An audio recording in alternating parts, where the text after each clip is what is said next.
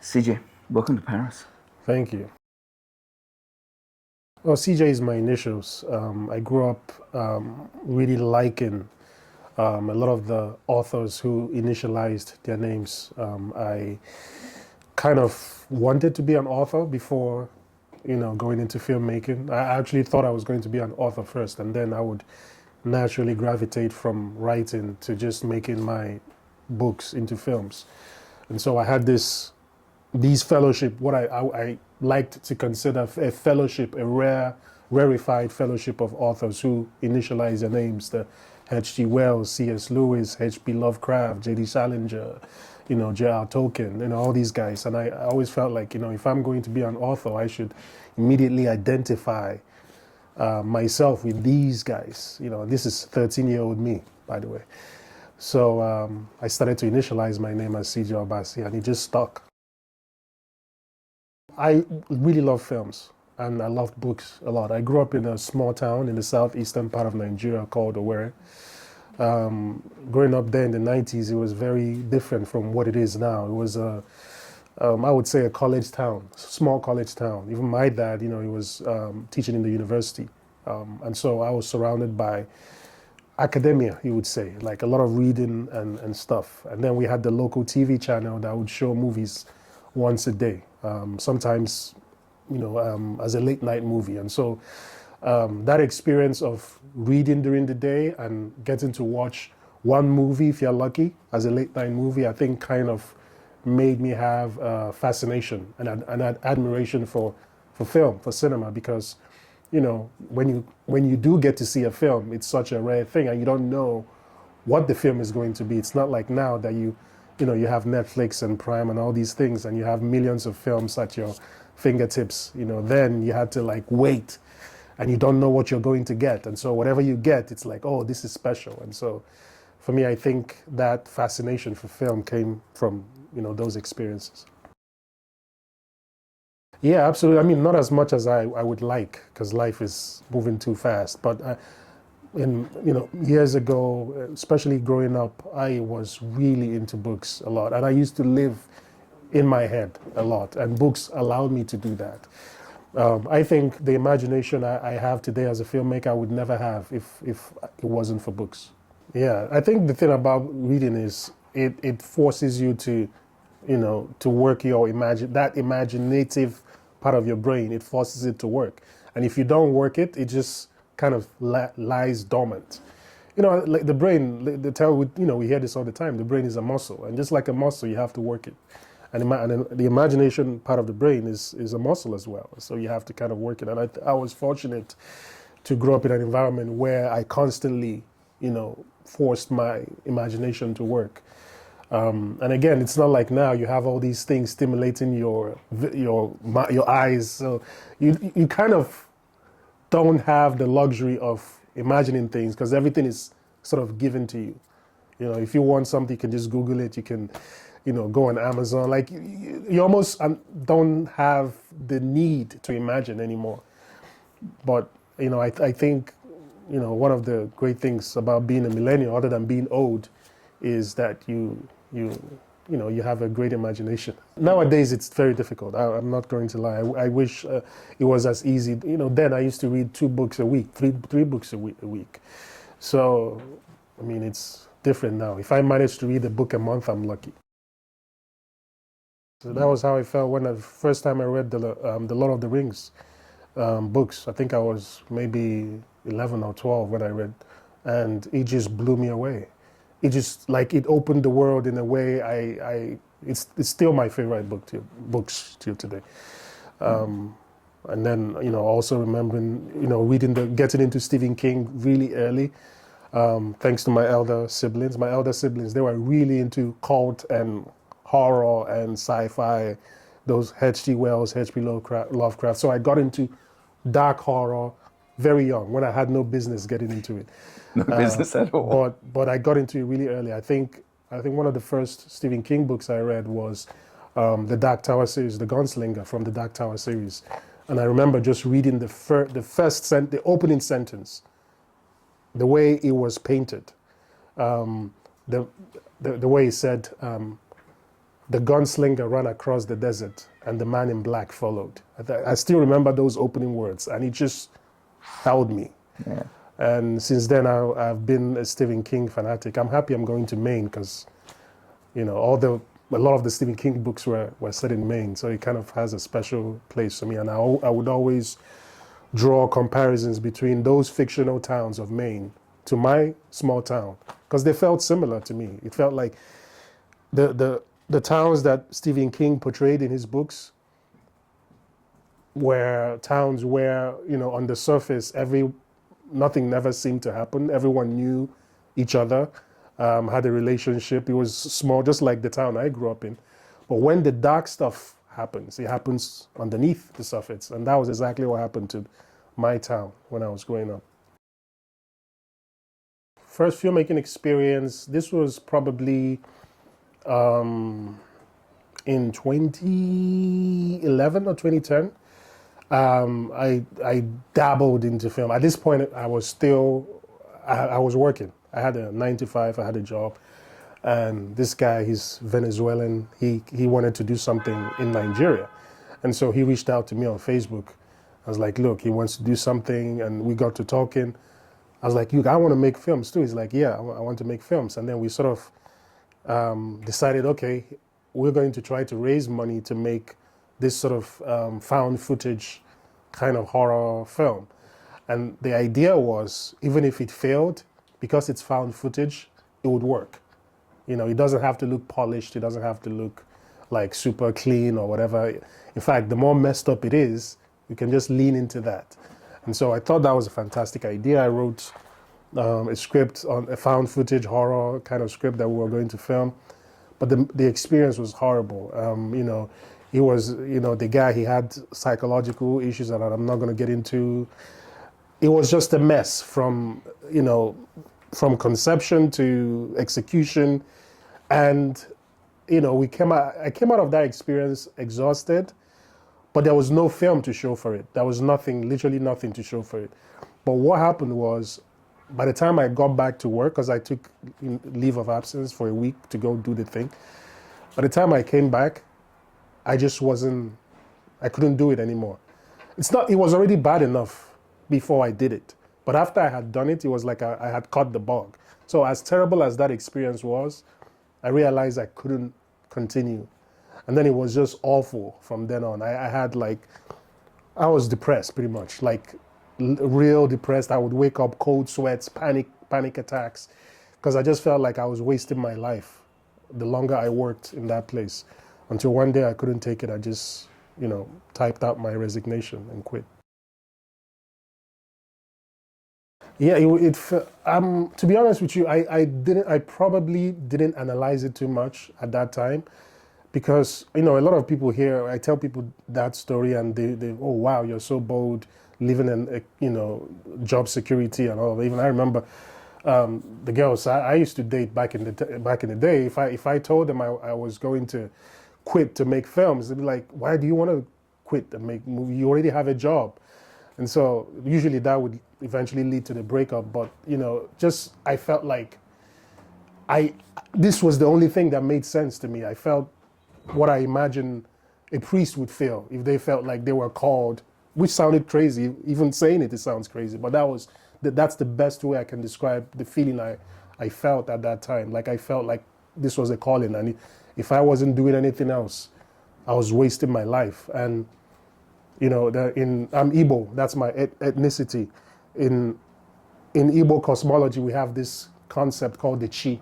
It's kind of similar to the Chinese chi, but it's way more complex in the sense that your chi is like your personal god. It's like the god version of you. And everybody has a chi. Every human being on earth has a chi. And your entire purpose in this world is to find your chi and align with your chi. And if you don't find your chi and align with your chi, your entire world is going to be full of depression. You're going to feel like you don't have a purpose in life.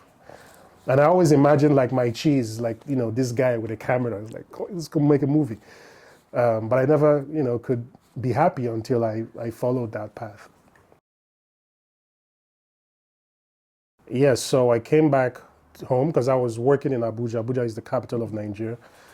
came back home to Owerri, my birth, because my parents were still living there at the time.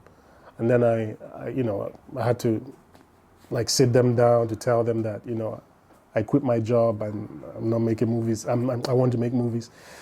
And I thought it was going to be a big deal, but I was prepped. I was ready to, like go at them if they came at me. Like, I thought they were going to like really tear me apart because, you're not a kid. You don't have the luxury to be jumping around with your, fantasies or whatever.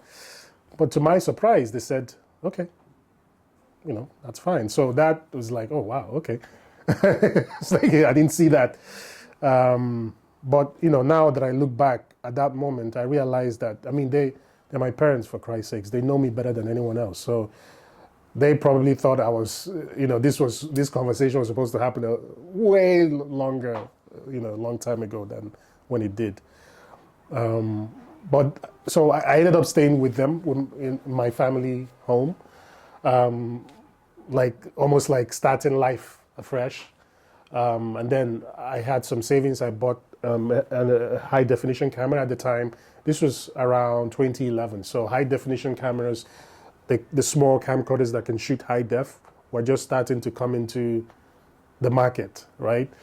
And then my elder brother, he was really supportive. He's like, I'm going to support you. And he got me another one. So I had 2 high definition cameras. I was like, okay, I'm going to go the Robert Rodriguez path. Because at the time, I had started getting into indie filmmaking, like seriously studying. Even while I was working there because I was working in ICT. I have a computer science degree. And so I was working in ICT where I was like a technician at what they call the DCHS, it's Data Center Hosting Services. So what you do is like you come in there, it's like really high security, high level on the underground, with your key card and everything. You go in there and you monitor computers that monitor servers. And there's a server room with millions of dollars worth of servers that are connected to all the servers and all the satellites that power and control the federal government grid. So the federal government grid was the federal ministries. The company is called Galaxy. You can look them up. Mm-hmm. They're like almost like top secret, but not really. But what they do is top secret in the sense that it's under the presidential mandate. And so all the federal ministries, department, the MDAs, federal ministries, departments, and agencies, all their IT infrastructure is being controlled by this Galaxy company. And I was working in the place where the servers were being run. And so it was a good job. Like, it's a great job. Like the kind of job that, if you were really into that, you would, go all the way. But I was miserable. So when I quit that thing, it was just to give you more context as to how crazy it was to quit that job. But I wasn't thinking of it as a crazy job. I wasn't as a crazy thing to do. I wasn't thinking of it as, oh, wow, I was thinking of, for me, it was a survival thing because I wasn't happy. I was miserable. I was having panic attacks. I was doing it for me to save myself from, not doing anything drastic, right? And so by the time I go home, I was starting from ground zero. And so when I got those cameras, I started to really try to get into that Robert Rodriguez philosophy of just doing your own thing. He had made this film, El Mariachi, for $7,000, which for me was a lot of money, but he said it wasn't a lot of money. But I'm like, if I had $7,000, I would make but I'm like, okay, let me think of the philosophy of the $7,000 and not necessarily about the amount, which is, what did he do? He used what he had. He worked with friends. He made use of his environment. He went back home so I'm like, okay, I can follow some of these things and try to get my film made.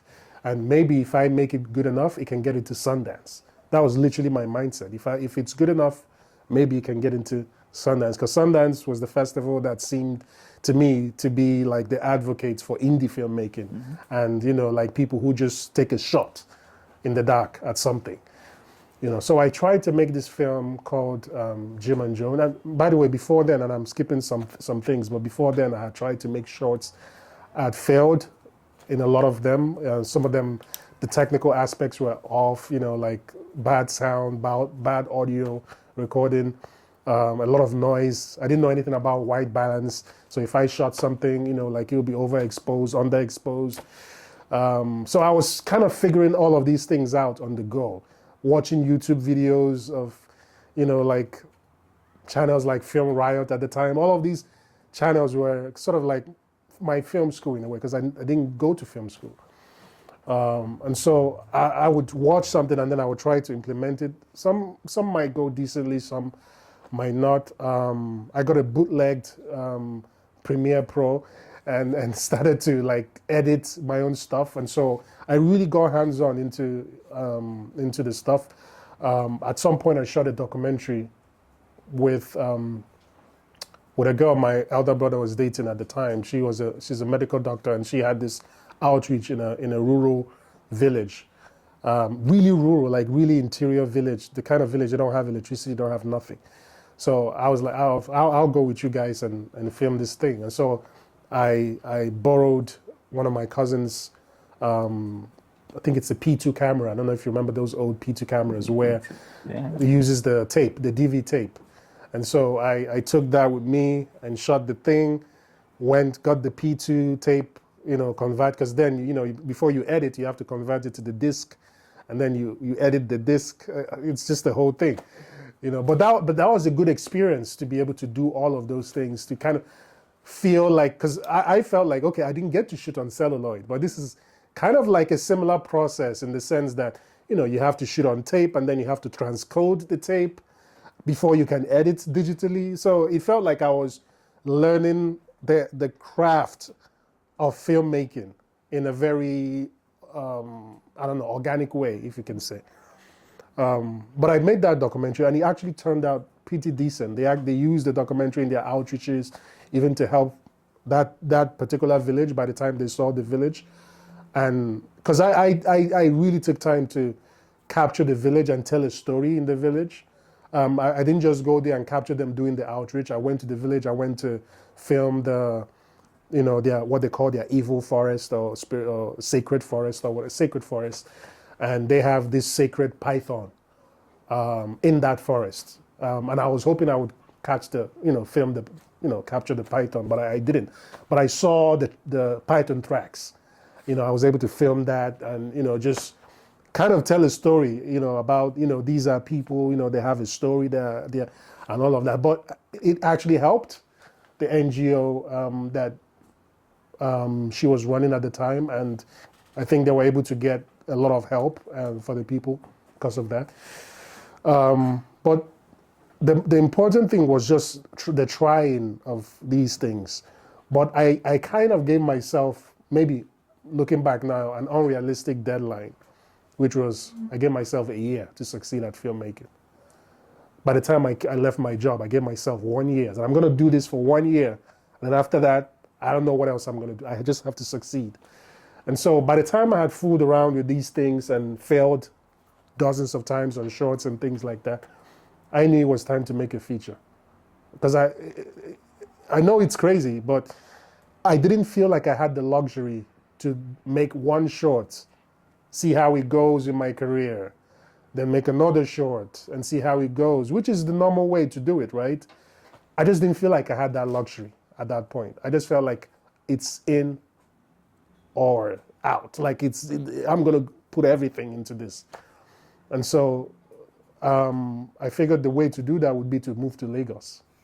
So I had never been to Lagos prior to that time. So I go to Lagos in 2012. That was when, everything just, because they had Nollywood. And I thought if I came there, I would find my way in somehow. But I realized there was no room for me in Nollywood. And so that was kind of like, it was crushing at first. But then I realized it for what it was, which is, okay, so make your own way, make your own path. And that was sort of how Ojuju was born. Yeah, the first feature, Ojuju, it came about, by this time I'm living in Lagos, right? So to make ends meet, I would edit, mostly commercials. at this point. And luckily I had learned how to edit so I could make a living off of that. But again, I want to make movies. I don't want to be an editor. I want to make movies. And no disrespect to editors, but I want to make movies. And so there was this guy who was helping me finish up one of my unfinished things because I had this thing that I had shot. Like, I was always filming something. He was going to help finish it for me. He was a guy who was really big in the commercial world some years back, but he had fallen into hard times. He was really good in post-production and things like that. So it was like he was going to help me do a new color grade on it, some VFX. So I would go to his house every day. And his house it's a unique setup because he was living in the city center, but it was in a slum that was right in the city center. A lot of the slums in Lagos, I don't know if you noticed, a lot of them are outside of, like, by the lagoon or by the ocean, the Atlantic, right? But this one was smack in the middle of Ikeja, which is the capital of Lagos. And it was also unique because it's like in the suburb of Lagos, Allen Avenue. And so it actually gave you the feeling like you were time traveling, especially because the way into the slum, you had one point of ingress and one point of egress. Like, it's a long, narrow, winding path that you just that you keep going through until you just appear in the slum. So you felt like you went through a wormhole or something. And I would go there every day, and I noticed how, it's a small knit community, but it's a slum. Like, it was a proper slum, and they had proper ghetto, but they had everything they needed, all the different layers of a community, the good and the bad. You had the criminal elements, you had everything, like whatever you could imagine. But what drew me to keep thinking that there's a story here was the fact that they had one source of water where everyone would go to fetch water from or to get water from. They didn't have like water going into their homes. They would go to this one tap, and this one tap was like a borehole sunk into the earth. And you know what that means? It means that there's no treatment for it. It's not treated. The water is not treated. It's just like sunk into the earth. And literally everybody that does that, it means that you're drawing water from the lagoon in Lagos. You know the lagoon, right? The Third Mainland Bridge Lagoon. And so if, the lagoon itself has become so polluted with toxic wastes since forever. And this is because, all the multinational companies, whether it's the Chinese or the British or the European, whatever, every multinational company releases their toxic waste into the lagoon. And then you have these guys on the other end, drawing water from it. And so it hit me that this is a zombie film, because I grew up watching the George Romero classics and, how, like Night of the Living Dead and all of those films, and how it's like an industrial horror film, right? You could say. But the focus is not really so much about the science, of it's in later films, like you start watching Resident Evil, like people start going into the science of the original zombie films. Never had to explain how the zombie thing happened. It was just because it's more about the commentary of the zombie epidemic rather than the epidemic itself. And so I felt that there was a commentary here that was true to the Nigerian society, true to the Lagos society, that I could make a film about. And that was how, going there every day, the script literally wrote itself in a few days. And then, that became my first feature. I mean, it was received way beyond anything I could have imagined. My thing was if it could just come out and be released on like some platform or whatever, I had succeeded. That was it's not like I had big ambitions for myself as a filmmaker, but I didn't think this was my first film was going to do that for me. So I wouldn't say I was managing my expectations, but I just felt like this was a film we had made with no money. You know, like the quality is not going to be great. It's going to be rough and scruffy. So, you know, just the ambition of it was enough to at least introduce me to the world. That was for me what it was. But then it got into the film festival called AAIFF, which is one of the biggest film festivals on the continent. And then it won Best Nigerian Film at that festival. And then things just took off immediately. And this was exactly a year, you know, within the year that I gave myself that I had to succeed. It was literally just within a year that this happened, by the end of that year. So the film got selected. Now, next thing you know, it's going to other film festivals. You know, it's being reviewed by the Hollywood Reporter. You know, brilliant review of it. You know, and it just took off. IndieWire is writing about it, all that stuff, and my life just changes. You know, I think there was the prize money for that Best Nigerian Film was like $2,000. So like, you know, like I made a film for nothing and it was winning $2,000. And then a few months later, I win this like almost a $10,000 prize for something else, Trailblazer Award thing. And then the movie gets acquired for like $10,000. And so I'm seeing like, okay, there's a path, there's a career path to this thing. And not only that, the movie is traveling. Every day I'm getting requests from film festivals asking for the film. And then I'm traveling. So it just kind of happened.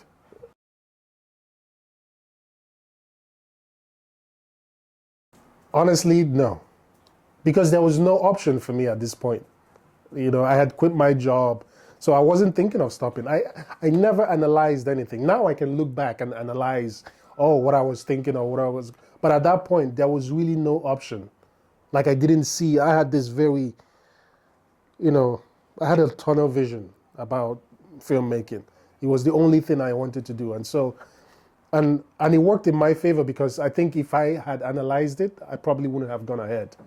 If I had stopped to think, oh, the specifics of it, because at every point there was an obstacle, at every single point. Like even getting to Lagos and realizing nobody was going to work with you. You know, that was, you know, an obstacle in itself, you know, but just kept going at it and finding my, you know, obviously finding my partner, you know, was the game changer for me because she ended up producing the film and has produced everything I've ever done since then. But it was just this persistence and this almost blind go-get attitude. I don't know where it came from. I just knew that, I don't know if I have that for other things other than film, but it's always been almost like there's no other thing else for me to do really except make movies. Yeah, in a sense, like you have to like really not analyze anything. Like even the way Mami Wata is made was crazy. You know, there's so many things that when I think about that movie should not exist. It has no business exist, and certainly not at the level that it exists now. You know, like it's one of the most successful African films to come out in the last few years. Like it's definitely the most successful critically, you know, in Nigeria, from Nigeria, one of the most critically acclaimed African films of all time. Hopefully pleasant. I don't like people screaming on set. You know, like it messes up my vibe. There was a time though that everyone lost it, including myself, because it was just such a hard, you know, and we were filming in the Voodoo season. I don't know if you know about the Voodoo season. The Voodoo festivals that take place in Benin, it starts, you know, the celebration started on 1st January, which was when we started filming. And then it culminates to January 10th. That's the height of the celebration. On the 10th, we were filming. And even all through the celebrations and everything, we would literally be filming and a stone throw away from us, there's a voodoo ritual or, you know, celebration or something going on, just a stone throw away from us. In fact, if you watch the film with good headphones, you can hear voodoo rituals in the background. If you watch with really good, because there are some scenes, especially the forest scenes, because we shot it in a real sacred forest, in the actual, in Boba. And those scenes, we had, rituals going on. And it was that kind of energy that was, and some people felt like it was negative energy. I thought it was positive energy. But some people felt like, and the people who reacted in the negative, some things happened to them. Not like crazy, but like crazy. You know what I mean? Like things that, because you don't walk into a place where there's a high psychic energy and you come with an impure energy. It's going to do something to you. Like guarantee. I don't know if you believe in supernatural stuff, but I believe in supernatural stuff. And I come from a world where supernatural stuff is real. It's as real as daylight. And so I always knew, like, even coming, going to make the movie, we went to, the elders. We had to go to the elders. I went with my DOP to introduce, like, we had to, like, pay homage, and, they gave us the traditional drink and we had to drink it with, it was a way to say, look, this thing, we're making a film about Mami Wata. Mami Wata is a deity in voodoo. She's revered. She's not like a joke. It's not, we say folklore, but to them it's not a folklore. It's a reality to them. And, had to explain that, look, this is what I'm doing. It's not like, it's in honor, it's in reverence. Just to make everyone understand and to, get the energy aligned for us. Like even, it's crazy because they were so welcoming that even because I'm a production designer, I did the production design and the set design for Mami Wata. So even where we built, the set we built for Mami FS shrine was built right next to an actual Mami Wata shrine. Like the actual one. The one that has the effigies and paintings and everything. So we kind of just took the idea, just make that. Just do, because they wouldn't let us film in the real one. It's like, just do that. So it was really like, it's as authentic as it, you can make a film as authentic as I could have made it. And the people who, even the background actors, everyone was from there. Everybody knew what it was about. It's a movie about Mami Wata. So like they knew what, and they were so into it. And if you watch the background actors, they believed what was going on. For them, this is not a joke. This is real. And even like when you see things like, for example, like you see the scene. I don't know if you remember the scene where Jasper is sitting down and the character Aja. Not Aja. The character with the whole thing. he walks towards one of Mama FS servants, the lady with the child, and as he's walking towards her, Jasper looks at him, just gives him a look, and he backs out.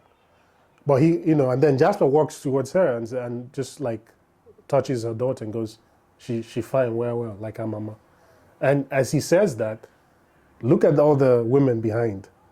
They're disgusted. They're like, like they find it up, the whole entire display. They're not acting, so they believe it. So it's really just, I think everything was aligned, but also we had to fight a lot of, I think everything that was spiritually, emotionally aligned were aligned. Because even the technical stuff that you say was perfect, I didn't think it was perfect while I was making it. I thought I had failed. By day 5, I passed out. That's how exhausted I was. Like literally passed out. People thought the director had died. Like just stood up and fell like a log.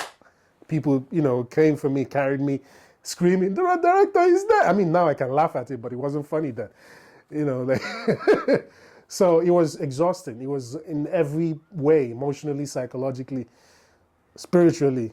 But it was the most beautiful experience I've ever had making film. It was transformative. I felt like I was reborn after I made the film. But looking back, we finished we shot for 24 days. We planned to shoot for 6 weeks, but we shot 24 days. And I remember for over a month or 2 months, more than 2 months, I wouldn't look at the rushes because I thought they were terrible. Can you imagine? I mean, now that you know what the film looks like, just imagine how depressed I was. So maybe that's my my perfectionism or whatever coming in, because it almost felt like I forgot everything we had done because of how difficult it was. But I remember when we were filming, like we would shoot a scene. I would literally shed tears. We would shoot a scene, and I would literally, because of how beautiful everything came together, and I would literally shed tears. I was like, I can't believe I'm making the movie of my dreams, because it was a movie that took me, at that point, it was taking me 5 years to get to that point. And the entire process of the film was 7 years. So, at that point, it's like, I can't believe I'm making this film. There was a scene we shot at the beach, and, that had Mami at the beach, and it felt like the ocean was acting what it was doing, what it was supposed to do. The ocean was rising as high as it needed to rise, and it was like, I'm like, okay, this is not happening. Like, it just felt like everything was perfect. I'm a great director. Look at this, the ocean. Everything was, it really, at some point, it felt like even the crabs were coming out. If you watch the movie, crabs are everywhere in the ocean. Sometimes the crabs don't always come out, but they were coming out. They were just coming out. Like, it was like everything was, all the elements were coming together, it felt. The feeling felt good. It felt like I was in it. It felt like I was really in it. But it was also difficult. Like, I remember every day, after each day we would wrap, and I would just literally just crash in bed and just black out. And then in the blackout, I'm filming. It feels like I'm filming. And then before I know it, I'm awake filming. Like, it just felt like I was living through a blur. That's how it felt. Now I can, sit back and recall the thing, but it really felt like I was living in a dream, in a fever dream, in a sense. So, there were, and like, just again, walking against time, because I realized we didn't have enough time. And so I would look at a scene that maybe was written a particular way, and I'll go, no, we're gonna do it this way. And then it takes on a whole new life of its own. If you watch the film, a lot of it is shot, either static or camera moving, or like there's a visual poetry to how it's not written that way necessarily. Not a lot of it, but this was kind of a language I had to find. Yeah. It happened to me with my second feature, which I have re-edited even now. I just did finish an edit last year of my second feature, which was shot in 2015. I did a re-edit of it, just because now I can. I have access to a good editor and good post-production and all of that. So I did a remastered version of it, which is going to be the definitive version of it. But with Mami Wata, I just, like, for me, it was also about not being too attached, because I had carried this thing and I had become so fond of it, and it nearly killed me making the thing, right? So when it came to editing it, I was like, okay, I'm going to move back. I didn't edit Mami Wata like I'd done with my previous films, so I had to allow someone else to do that. My editor, he's French, French-British guy. Yeah, when I gave him the rushes, because this was, so we had wrapped. I wasn't looking at the rushes for about a couple of months, and then I eventually looked at the rushes, and then just started piecing it together. In my head, I had imagined we were going to reshoot scenes. So imagine when you're in that place in your head where you're thinking, oh, like, I was sure we were going to reshoot a number of scenes. I was so sure of it. But by the time I started putting together the sequences, it turned out to about 3 hours, 47 minutes. It's like, 3 hours, 47 minutes? Why am I even thinking of reshooting? Like, I'm nuts if I'm thinking of reshooting when I have 3 hours, 47 minutes. So at this point, I'm like, okay, I need an editor to look at this. And at this point, there was no money we were still owing money, and then there was no money for post-production at this point. But I was like, okay, I'm gonna still need to find an editor. Luckily, I had made this feature film with my collective, the Sorry 16 Collective. It's an anthology film. It's on Prime if you want to see it. It's called Juju Stories. It's a 3-part anthology where each director writes and directs a segment. It's a horror anthology. And luckily we had made that film, and the film had won the Swiss Critics Prize for Best Film at Locarno Film Festival. And so it was like, you know, it was on a journey. And so after that period, I think it was, this was in 2021. I had, you know, gone to Locarno Film Festival for the main competition. And then I found this editor, this really great editor. And the way I found him was by just watching a film that he had edited. And that film felt like an editor's film. It wasn't like great storytelling or whatever, but just the way it was edited kept you in. It's like, I wish I can find this editor, and I was able to find it. I knew the guy who produced the film. And so I met with him and, you know, sent him, first I sent him the 3-hour, 47-minute thing. He watched everything and said, yeah, he would like to do this, but, you know, he needs to make sure that he has the time because he was working on other things. I was like, yeah, sure. Just, you know, I tried not to look desperate. I was like, yeah, sure, just let me know. Just, you know, well, on the inside, I'm like, please have time.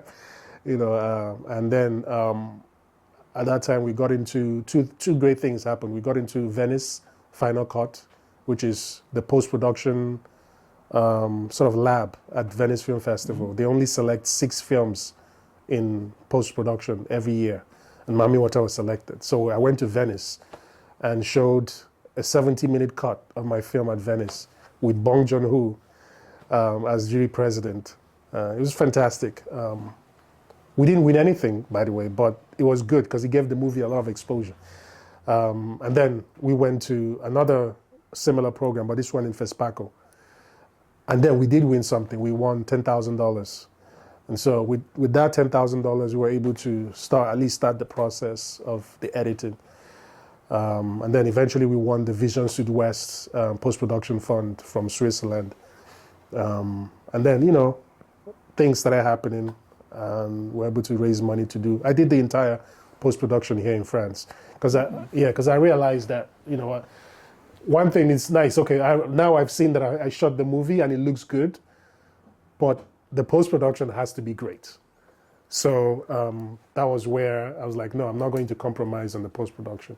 So we did everything the way it's supposed to be done, post-production wise, like proper editing, proper sound design, proper color grading, you know, everything was done. You know, we did the 5.1 sound with the Dolby Atmos, all of that. So if you watch the film in a cinema, it feels theatrical. It feels like a theatrical experience because everything went into enhancing that experience technically.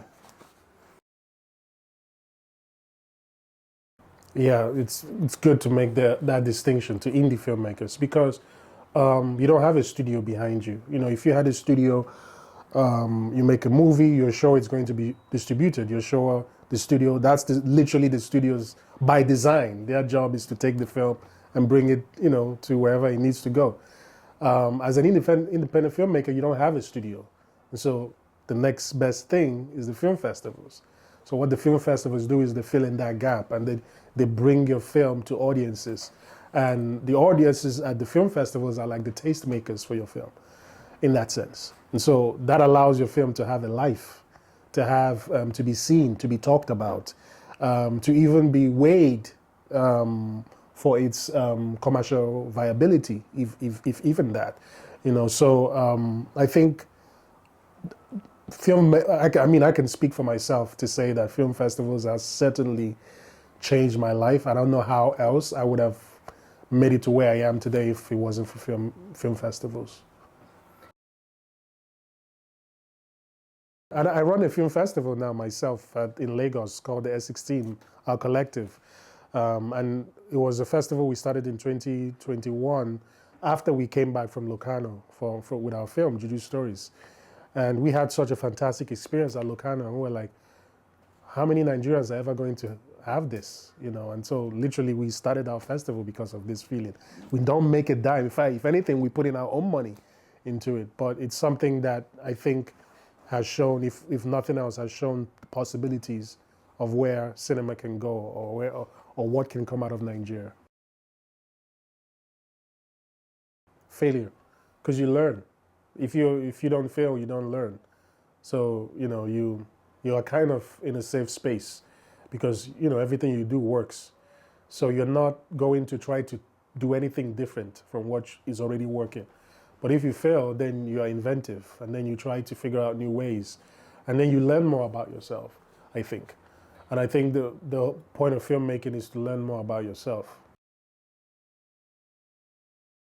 Um, I mean, I hear this all the time, and it's not just a Rwandan thing. I think it's a generational thing. Um, it's more about people waiting for everything to be perfect before they can take a leap.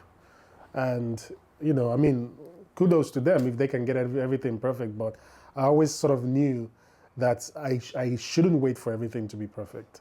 It was just something I knew. I don't know where I knew that from, so which is why I think maybe it's a generational thing. I've never felt like I need even till now. I've never had any. I've never made. Mami Wata was certainly not made under perfect circumstances. Neither was my first feature, or anything I've ever made. So I've never had to wait for anything to be perfect, and I just don't. I think that mindset is what keeps a lot of people back. Just this mindset that you need every single thing to align and to work out, or to have the amount of money you need to have the Arri Alexa, the IMAX camera, or whatever before you make anything. No, you don't need to have any of those things. You can make anything. If that's the whole point of digital filmmaking. If we think about it, it was so that anybody can make a movie. That was the whole point of digital filmmaking, because prior to that, it had to be celluloid, and only a certain group of people had access to celluloid. And then it was mainly 35, and then they made 16, so more and more people could make films. And then even 16 got to be more expensive. And then now we have HD cameras, we have all kinds of 4K cameras and things. You can shoot on your phone, you can shoot 4K on your iPhone. So there's really no excuse. If you want to make a film, you can make a film. Because the idea of filmmaking comes from taking pictures, 24 frames per second. So it's pictures sewn together to create a narrative. And so it's visual storytelling. Before audio or sound came into film, it was just the visual. It was just the story with no sound. So it was always embedded in the nature of film, this idea of visuals in motion. And so I don't know how else to see cinema except in this way. The idea of being able to weave images together to tell a story is the whole purpose of cinema. And so when that story aspect is missing and it's just the visuals, it sort of feels like it's not complete in that sense. I don't want to be bleak, because I think what independent filmmaking brings to cinema is unique voices. Once you depart from independent filmmaking, it becomes more and more manufactured, which is great because like Scorsese at some point said, he called it amusement films, and everybody went crazy. Which I don't think there's anything wrong with amusement. We all love amusement parks. We all go there. But the thing that independent filmmaking brought to the table was these unique voices where you know that you're not going to get it in an amusement park. It's just something raw and personal and unique. And I think that should be encouraged, and I hope that as the more and more people who really come into this craft with a love for cinema, independent cinema will endure if more and more people who have a true love and genuine affection for cinema keep making films. I feel like there are voices coming out. I feel like there are a lot of people who are doing their own thing, and they are emerging voices, as you would say. And I found this certainly in Rwanda. I'm finding it in Nigeria with the work we're doing at our festival, S16. and it's exciting. It's really exciting because that's why I feel like the future doesn't have to be bleak, because there are people who are actually emerging and they have something to say, and that's really what it is, what it's about.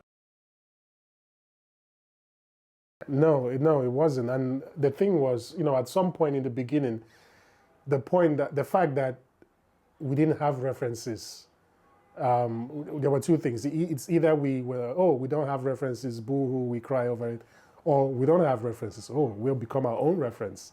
So I decided to lean into becoming my own reference with Mami Wata, and it felt liberating. And I think other people should find that as well.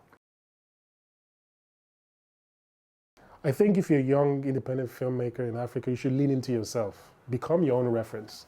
You don't have to wait to, get like a particular look or a texture from anything. Just lean into yourself, your heart, your spirituality, your tradition, your environment, your upbringing. Lean into that, and you will create something that is uniquely you.